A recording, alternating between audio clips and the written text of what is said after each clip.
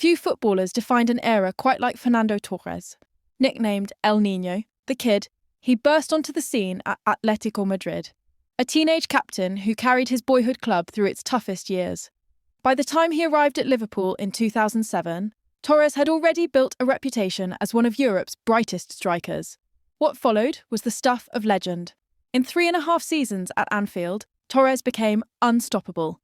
81 goals in 142 games, countless defenders left chasing shadows, and a bond with the Kop so strong they sang he was the best striker in the world.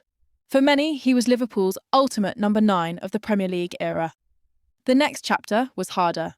A record-breaking transfer to Chelsea in 2011 came with sky-high expectations and heavy scrutiny. Goals were harder to come by, and critics questioned if Torres would ever recapture his Liverpool magic.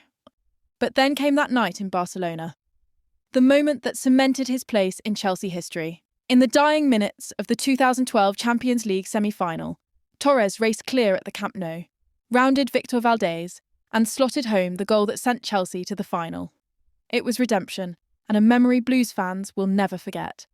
After lifting the Champions League and Europa League at Stamford Bridge, Torres returned to Atlético for a second spell before finishing his career in Japan in 2019. And then there was Spain. Torres was at the heart of one of the greatest national teams ever assembled. He scored the winner in the Euro 2008 final against Germany, played his part in the 2010 World Cup triumph in South Africa, and added another goal in the Euro 2012 final as Spain thrashed Italy 4-0. Few strikers can claim to have scored in 2 European Championship finals and lifted a World Cup in between. His farewell was emotional. The boy who became a global superstar had finally hung up his boots. So where is El Niño now? Rather than walking away from football, Torres has reinvented himself. He's back at Atlético, this time not as a player, but as the coach of the club's B team. In his tracksuit on the touchline, broader and more serious than the fresh-faced forward fans remember, he is guiding the next generation of talent. For Atlético supporters, there's a sense of destiny in his return.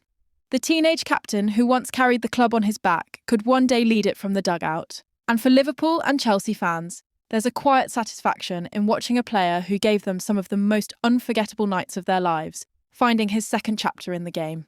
Fernando Torres may have stopped scoring goals, but his story is far from over.